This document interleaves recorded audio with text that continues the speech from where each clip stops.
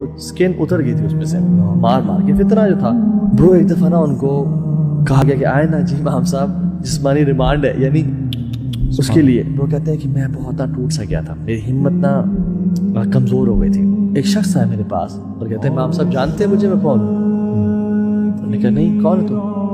कहते हैं अना अबुल हैथम, मैं चोर और डकैत हूँ और मैं शुरू से चोरियां कर रहा हूँ और मैं बार बार जेल आ चुका हूँ और मैंने 8000 लैशेस खाई हुई अपनी कमर पे।